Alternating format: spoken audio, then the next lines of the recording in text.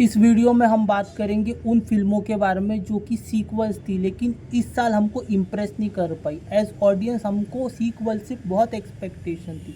बड़े बड़े sequel film थी, बड़ी बड़ी स्टारकास्ट थी, लेकिन सीक्वल होने के बाद जो उनसे एक्सपेक्टेशन थी वो डिलीवर नहीं कर पाए। हम इस वीडियो में डिस्कस करेंगे उन्हीं फिल्मों के बारे में, तो वीडियो एंड तक देखना, वीडियो पूरा देखना। वीडियो बहुत ही इन्फॉर्मेटिव होने वाला है। तो लेट्स स्टार्ट द वीडियो।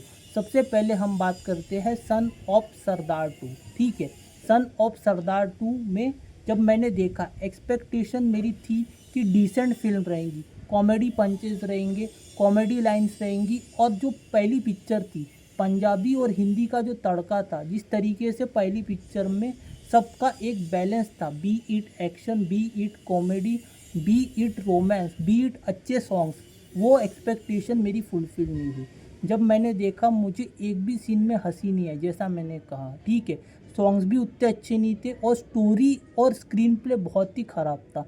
ये जो सन ऑफ सरदार 2 का जो इन्होंने जो सीक्वल बनाए थे सन ऑफ सरदार का, ये सीक्वल तो कतई ही ये फिल्म डिज़र्व नहीं करती थी। Literally I wasted my 2.5 hours watching this film. ठीक है, ये फिल्म बहुत अच्छा कर सकती थी, एक्सपेक्टेशन बहुत ज़्यादा थी, और बहुत अच्छा अगर स्क्रिप्ट पे काम किया जाता तो बहुत अच्छा कर सकते थे।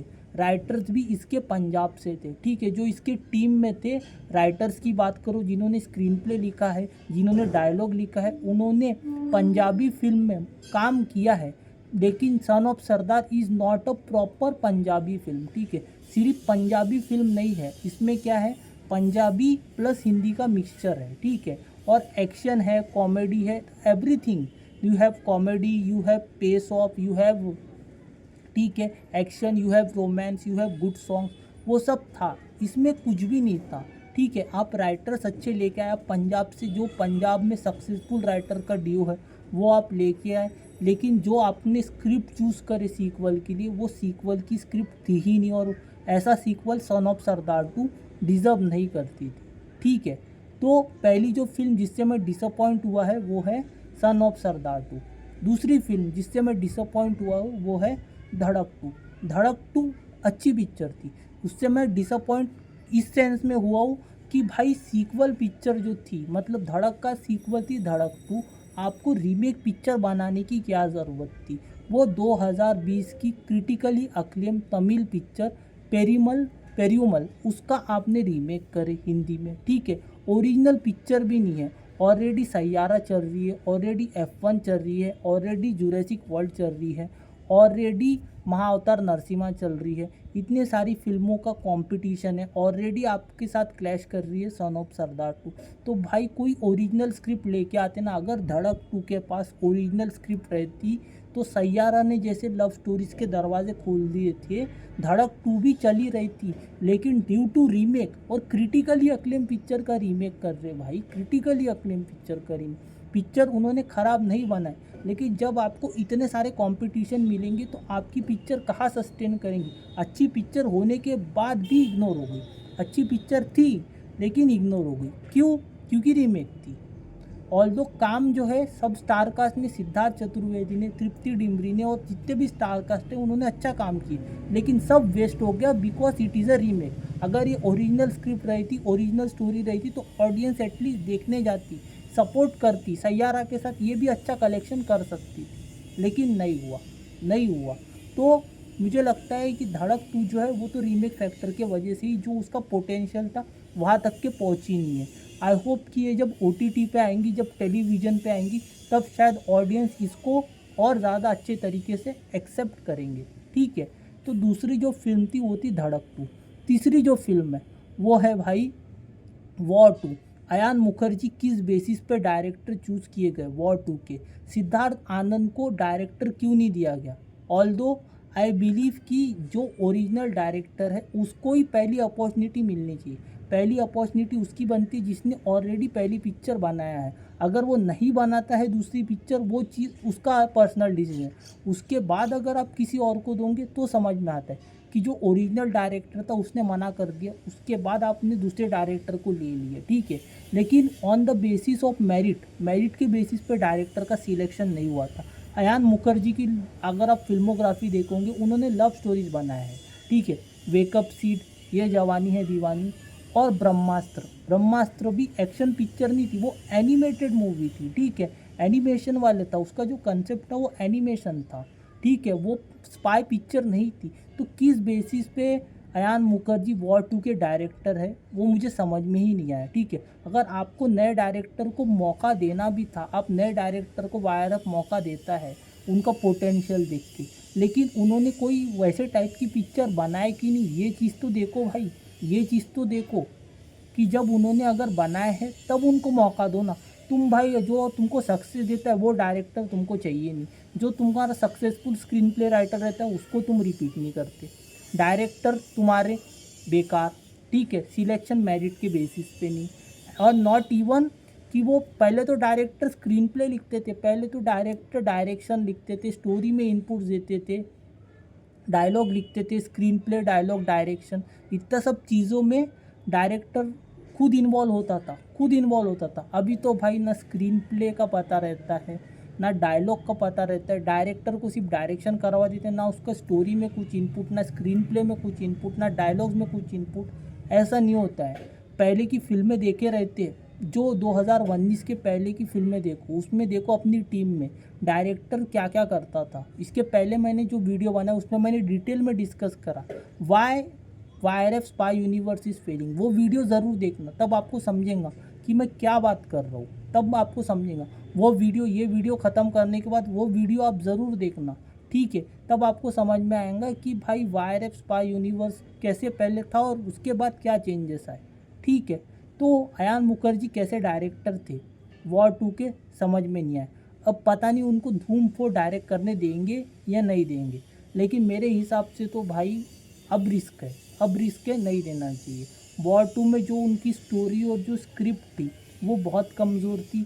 हम सिर्फ एक्शन सीन के लिए, छोड़ दो एक्शन सीन और ऋतिक रोशन के प्रेजेंस के लिए हम वो फिल्म देख सकते हैं, लेकिन ऐसा कुछ भी वो नहीं था। वीएफएक्स बहुत ख़राब थी, स्टोरी बहुत ख़राब थी, just because action and Hrithik Roshan के वजह से हम वो फिल्म देख सकते हैं, ठीक है। अगर एक बार तो हम कोई भी फिल्म एक बार तो हम देख ही लेते हैं, ठीक है। तो ये रीज़न था, war 2 is a big disappointment, ठीक है। ठग्स ऑफ हिंदुस्तान के बाद जो सबसे बड़ा लॉस है वो वॉर 2 है इन टर्म्स ऑफ मनी। अगर मैं आपको बताऊँ, ठग्स ऑफ हिंदुस्तान के बाद जो वॉर 2 से जो लॉस हुआ है वो वायरएफ को सबसे ज़्यादा है। ठग्स ऑफ हिंदुस्तान के बाद ये जो लॉस था वॉर 2 का, जो वायरएफ को होने वाला है वो बहुत लॉस होने वाला है और सबसे ज़्यादा होने वाला है since thugs of Hindustan release, ठीक है। तो इतना डिसअपॉइंट हुआ, इतना डिसअपॉइंटमेंट हुआ है ऑडियंस को, इतना बैडली ये फिल्म को रिजेक्ट किया है बोथ क्रिटिक्स ने भी और ऑडियंस ने भी। तो तीसरे नंबर पे जो फिल्म आती है वो थी वॉर 2, और चौथे नंबर पे जो फिल्म आती है वो है अंदाज 2। भाई फिल्म कब आई कब गई किसी को नहीं पता, किसी को लिटरली पता ही नहीं अंदाज 2 कब आई, कौन एक्टर है, कौन एक्ट्रेस है, क्या कर रहे क्या नहीं कर रहे, किसी को कोई लेना देना ही नहीं, बिकॉज किसी को कोई पता ही नहीं, पता ही नहीं। वो इतनी अच्छी पिक्चर अंदाज, उसमें भाई अक्षय कुमार देखो, लारा दत्ता देखो, प्रियंका चोपड़ा देखो, वो पिक्चर के गाने देखो, और भाई वो पिक्चर देखो और ये पिक्चर देखो, क्या बनाते भाई, क्या बनाते तुम लोग, लिटरली डिसअपॉइंटेड। और भाई कोई अवेयरनेस ही नहीं, ऑडियंस ने कष्ट ही नहीं करी कि ऐसी कोई फिल्म भी आ रही है, ऑडियंस को पता ही नहीं, पता ही नहीं, देखने तो भाई दूर की बात है, ऑडियंस को पता ही नहीं कि ऐसी कोई फिल्म आ रही। ओरिजिनल स्टार का नहीं, म्यूज़िक ढंग का नहीं, अंदाज का म्यूज़िक देखना। अब आज तक के वो मैं बोलूँगा one of the best musical of Akshay Kumar. Performance तो छोड़ दो, स्टोरी डिसेंट थी, स्टोरी डिसेंट थी, लेकिन जो अंदाज 2 में तुम लोगों ने करे, व्हाट इज़ हैपनिंग, क्या हो रहा था वहाँ पे, क्या हो रहा था, दैट वॉज अटर रबिश। किसी को पता ही नहीं था, किसी को पता ही नहीं था। एक फिल्म सक्सेसफुल हो गई, ज़बरदस्ती सीक्वल बनाने, स्टोरी है नहीं, कोई प्रोमिनेंट फेस नहीं है, ऑडियंस को कौन लेके आएगा, कौन लेके आएगा। अब तुम सैयारा का एग्जाम्पल लो, और सैयारा में भी फिर भी उनके पास स्टोरी तो थी, उनके पास अच्छा म्यूज़िक था, romantic love story, musical love story, अगर अच्छा म्यूज़िक रहा तभी ऑडियंस आती है देखने को, उसके बाद अगर कंटेंट क्लिक हुआ तो वो चलती है। इसमें ना ढंग का म्यूज़िक, ना ढंग की स्टोरी, नए फेस को ले लिए, कोई अवेयरनेस नहीं, कोई प्रमोशन नहीं, कुछ नहीं, कुछ नहीं, ऐसे नहीं चलता। This is not the way to promote.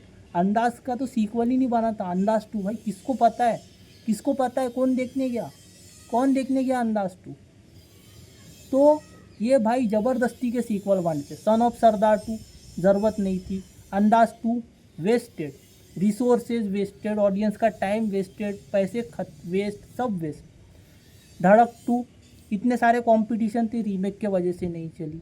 और जो आखिरी पिक्चर है War 2, thanks to Ayan Mukerji, literally बता रहा हूँ, अयान मुखर्जी को थैंक यू बोलना चाहिए। इतने सारे भाई अच्छे सीक्वल की बैंड बजा दिए ये साल में। अब देखते, ये तो फर्स्ट हाफ ऑफ 2025 था। सेकेंड हाफ ऑफ 2025 में अब क्या करते तो ये लोग, क्या करते तो? अभी तक के तो भाई सीक्वल चल ही नहीं रहे, क्योंकि इनके पास स्टोरी ही नहीं है, ढंग की स्क्रिप्ट नहीं है, ढंग की स्टोरी नहीं है। तो भाई ये लोग सीक्वल बना रहे जस्ट कि भाई पैसे छापने के लिए भी ना ढंग की स्टोरी चाहिए, ऑडियंस का वर्ड ऑफ माउथ चाहिए, नहीं तो कोई आपकी पिक्चर में देखने भी नहीं जाएगा। वीकेंड तक के का खेल रहता है, वीकेंड के बाद तो भाई कोई पूछता भी नहीं है, कोई नहीं पूछता है। तो first this writer and directors, producer रहो, डायरेक्टर रहो या राइटर रहो, इन लोगों ने सबसे पहले तो एक डिसेंट स्टोरी लिखना चाहिए, और story should be about the actor. Story ऊपर रहनी चाहिए, एक्टर बाद में। स्टोरी विनर रहनी चाहिए, एक्टर से काम निकलवाओ, फिर स्टोरी हीरो होनी चाहिए। स्टोरी, एक्टर ने स्टोरी को आगे लेके जाना चाहिए, ठीक है। एक्टर बड़ा नहीं होना चाहिए स्टोरी से, story should be the winner. जब स्टोरी विनर रहेंगी तब अच्छी फिल्म आएंगी। लेकिन फर्स्ट क्वार्टर देखोगे, फर्स्ट हाफ ऑफ 2025 तो डिसअपॉइंटेड था सीक्वल्स की अगर मैं बात करूँ। ठीक है, अब देखते हैं सेकेंड हाफ ऑफ 2025 कैसा होता है, लेकिन एक्सपेक्टेशन तो कम है। अगर कोई सीक्वल अच्छा चल गया तो चल गया, तो लेकिन मेरी जो है एक्सपेक्टेशन, जो मैंने फर्स्ट हाफ ऑफ 2025 देखा उसके बाद तो भाई एक्सपेक्टेशन तो है ही नहीं। अगर कोई फिल्म सरप्राइज़ करेंगी तो भाई ठीक है, सरप्राइज़ करी तो बहुत अच्छी बात है, नहीं तो भाई गॉड ब्लेस। सीक्वल तो भाई मत ही बनाओ। ये था मेरा व्यू, ये था मेरा ओपिनियन सीक्वल्स को लेके जो कि फेल हो रही है। आपके क्या टेक अवे है? आपको क्या लगता है why big sequels are failing? मेरे को कमेंट सेक्शन में बताना। बाकी इस वीडियो में इतना ही। अपने व्यूज़, अपने ओपिनियन रखो। बाकी मिलता हूँ आपसे अगली वीडियो में, तब तक के लिए good bye, God bless and have a great day all of you. Videos को लाइक करो, चैनल को सब्सक्राइब करो। Take care and have a great day.